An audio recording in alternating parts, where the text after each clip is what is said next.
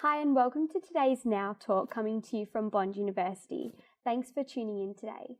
Today's Now Talk is titled Glossophobia and How to Overcome It. And the first question you might have is, what is glossophobia? Mike? Glossophobia, the fear of public speaking. From the Greek, glosso, tongue, phobia, fear.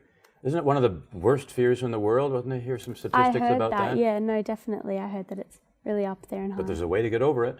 I'm glad to hear. Yes. My name is Beck and I'm here with Mike, and today we're here to talk to you about public speaking.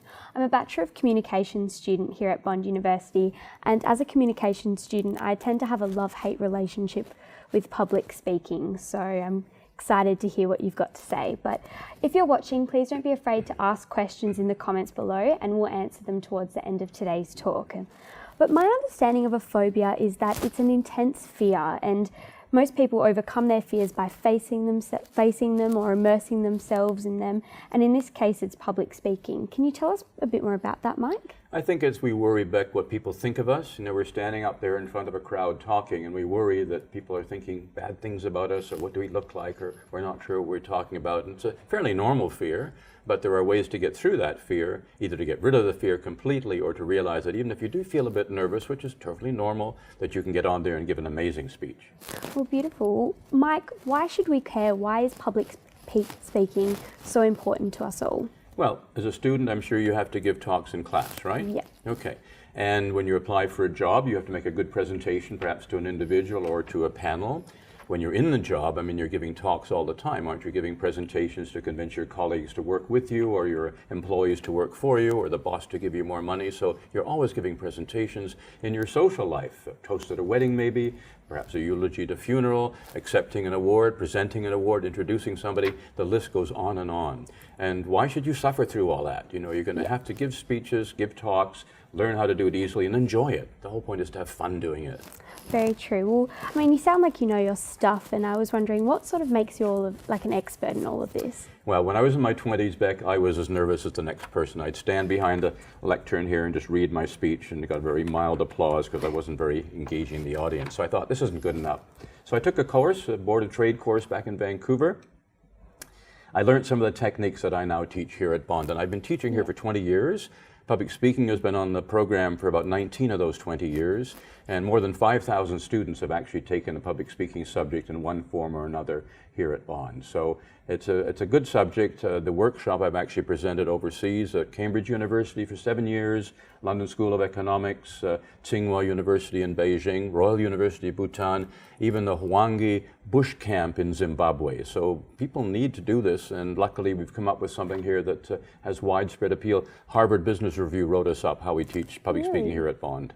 No, that sounds so exciting, and I'm excited to hear more about it. But so Mike, I'm a first year student here at Bond, as I said earlier, and I'm about to start my third sem, and I can't help but I still feel nervous and anxious every time I go to say a speech or get up in front of people. So I was wondering if you have any tips on how I can manage these feelings. Funny you should ask that. We do have a solution. It's something we've come up with here at Bond, and it's called bashing the bar stool with a pool noodle. May I demonstrate? Go ahead. All right. We just happen to have a bar stool here, and we happen to have a pool noodle. And what you do is you take this in your hand and... My name is Mike Grenby. My presentation is going to be absolutely fantastic. I love public speaking. Beat that. I can try. Go for it. I'm sure you can. My name is Rebecca, and I'm absolutely excited about this presentation, and I love public speaking. Good for you. Well done. Thank Good you. on you. We don't need a pool noodle anymore. So how did it feel doing that? No, I definitely felt more confident. That all the nervousness seems to have just gone away. Yeah, it goes into the bashing, and also it shows you that you can do something, and it's kind of scary. You're stretching your comfort zone, but you didn't die. You got through that, and it was kind of fun, and it's empowering, I think, anyway. But it seems to work, because all the students who have taken the subject here have bashed the bar stool, all 5,000. The poor old stool, the top fell off, but we put it back on again. So it's still going strong after almost 20 years. Oh no, that sounds really good. And on the topic of stepping out of my comfort zone, a few of my classmates have mentioned something about a toga speech. I've seen them around uni, and a bunch of uni students under the arch with their little togas, and I actually tried to enroll once, but the class was full. So I was wondering if you could tell me a bit more about that. Well, as you said, Beck, it's really again about stretching your comfort zone, about standing up on a podium and wearing a sheet, and I've got my $2 Op Shop gold belt and my sandals and my laurel wreath on my head. You got to lead by example, right? And the students do their graduation speech by getting up on this podium and starting off their speech with, "Friends, Romans, countrymen, lend me your ears. I come to bury Caesar, not to praise him." And then they segue into a tribute speech. In fact, our cameraman, Matt, did his tribute speech to an Oreo, and I thought that was kind of cute. I like that. That's really interesting. No, definitely. Well, so what does the toga speech have to be about? So I understand Matt's was the Oreo, but does anyone get to choose their own topic, or does it have to be related to your degree? Yeah, it's usually a tribute speech or a special occasion speech. We've had speeches to a pet rock. We've had speeches to our phone. We've had speeches to a messy roommate, and the roommate was there as the visual, the messy roommate. We've had really moving speeches to a family member. So it can vary, but it's the kind of thing that you normally would do. And people are wandering by, sometimes they throw money at you, but the whole idea is to be able to give a speech and overcome any distractions and any noises. So once again, you're stretching your comfort zone, you've bashed the bar stool, you've done a toga speech. In fact, two of my colleagues actually did a paper called The Community of Memory, and it showed that one of the many things that people remember about Bond are their toga speeches. So it really lasts, even 15, 20 years down the track. People will still remember the toga speech they gave underneath the arch. No, I really like that. So you're basically telling me that public speaking can be fun. It can definitely be fun. When I say, though, that writing a speech feels like it takes ages, do you have any tips on how I can sort of manage that or sort of get over the structure? Because I know I'm not the only one that sort of struggles with this kind of issue. So do you have any tips on the structure of a speech, perhaps? Well, you're right. You can sit down and think a lot of people do this. They start typing, and they say 2 or 3 hours later they're still typing out the speech. What we have come up with here at Bond is a simple, instant speech preparation outline. Yeah. And there's only 6 parts to it. And I challenge my students to complete this in less than 5 minutes. And the record is 38 seconds. Really? 38 seconds. It seems to take 3 goes. So the first time you think, oh, okay, interesting. The second time, oh, I see how this works. And then the third time, I can still picture the student. He was a boy sitting about there, and he handed his in 38 seconds. He'd filled out the form completely, and then he gave up and gave his speech. So 38 seconds is pretty darn good. I think that's really impressive. What's in the speech? What are the details of this structure? Okay, again, very simple, and the whole point of having a simple structure is it's easy to prepare. And if it's easy to prepare, it's also going to be easy for the audience to follow. We have Mike's magic maxim number 1, which says look after your audience. Yeah. And a good way to do that is to give a speech that people like, obviously. So, number 1, the attention getter. You don't start off by saying, hello, my name is Mike, I'm going to give you a speech today. No. You do something to demonstrate what you're going to talk about. So maybe you sit on the floor and you're going to talk about meditation, and you don't say a word. And maybe you start your speech from the floor and then you get up. There was one really good example where the person started with his back to the camera, which you never do, or his back to the audience, you never do that. And then he turned around, he said, I would like to show you how to turn around whatever it happened to be. So something dramatic. The default is to ask the audience a question. So anything to get the audience's attention that relates to your speech. That's number 1. Number 2, you introduce yourself and your topic, which is the polite thing to do. Number 3, the most important thing is relevance. Why should the audience care? Because if you can't explain to the audience why it matters to them, they won't listen to you. Yeah. Number 4, your credibility. Why should they listen to you? So very briefly, you tell them, like I did a little bit earlier, why you know what you're talking about. And the key word is passion. If you simply say back, I am passionate about this subject, that could be enough. Then the body of the speech, and I suggest power of 3 things. I love Australia because of the beaches. I love Australia because of the animals, but most of all, I love Australia because of the people. 1, 2, 3. Haven't you heard politicians use that power of 3 again and again and again? Just said that power of 3.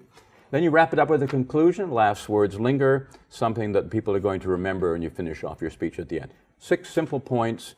Fill it out, 38 seconds, your speech is done. Beautiful. Do you think you could give us an example specifically on the 6 steps? Okay, let's take a simple one, which could be my favorite food. So we start out with, again, the default, which is ask the audience a question. What's a 5-letter word starting with S that's a typical food in Japan?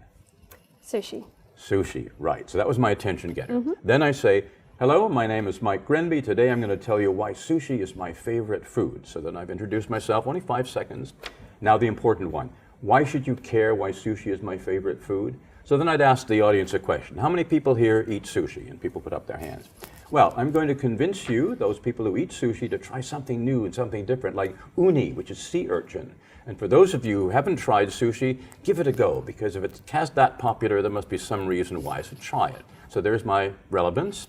Then credibility. Why should you listen to me? Well, I've been eating sushi since I was a teenager. Japan is one of my 2 favorite countries in the world, so I know what I'm talking about. So now my 3 main reasons.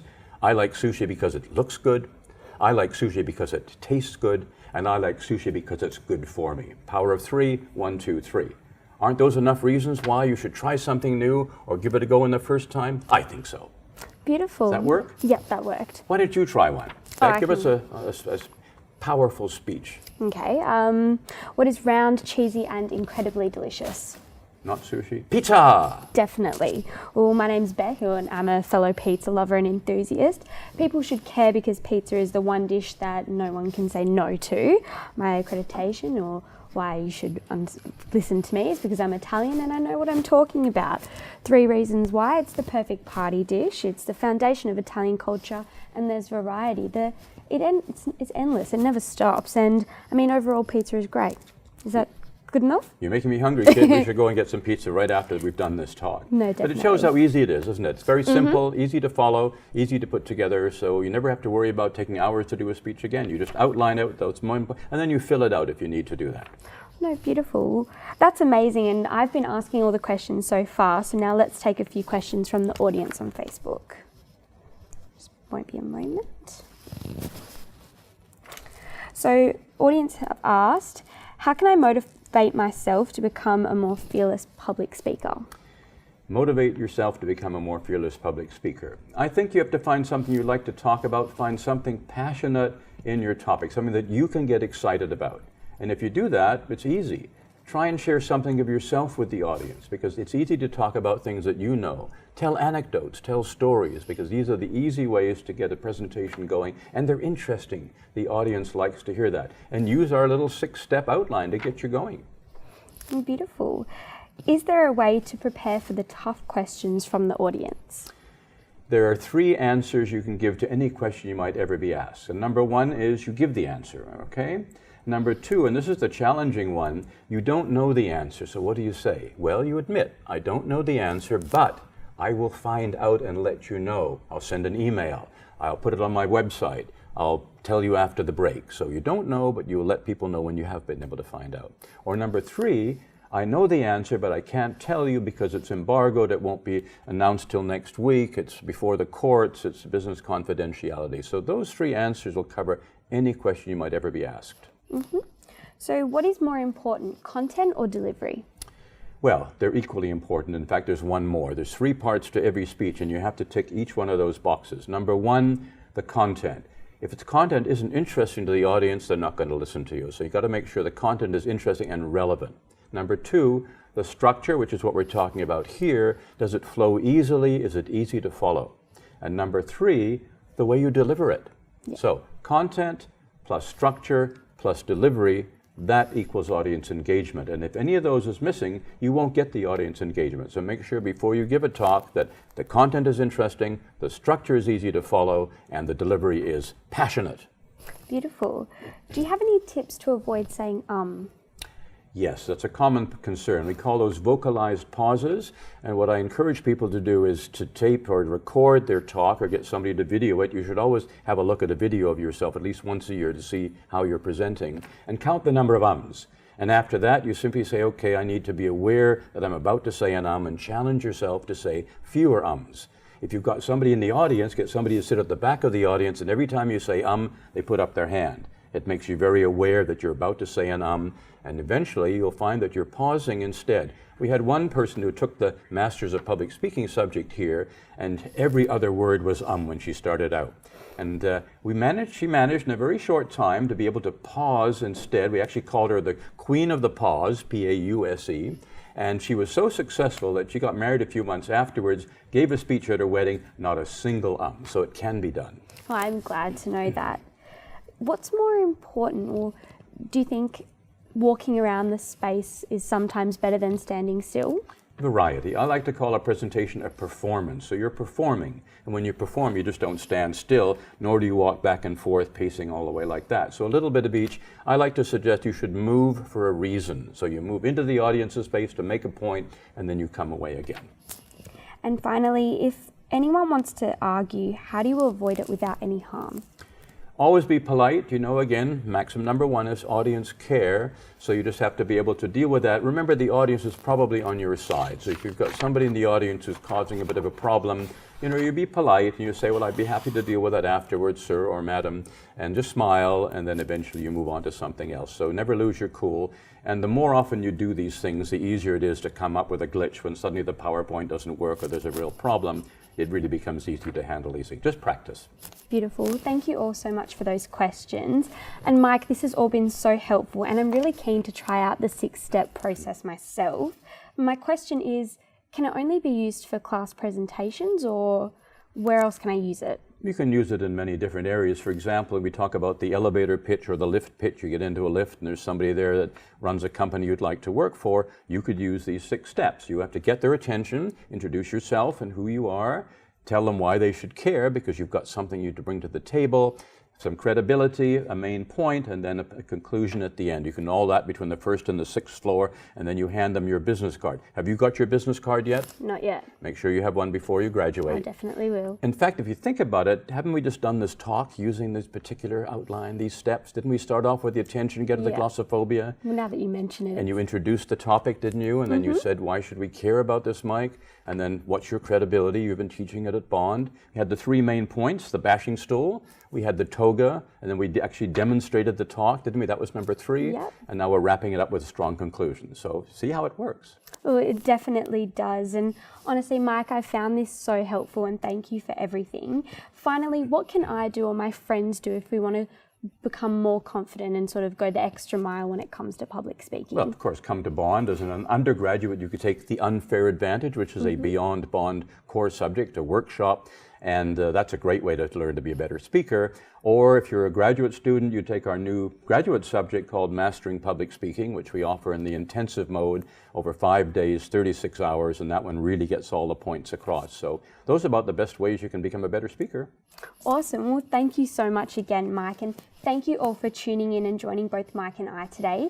If you do have any more questions, please leave them in the comments below and we'll get back to them. But thank you again. Bye.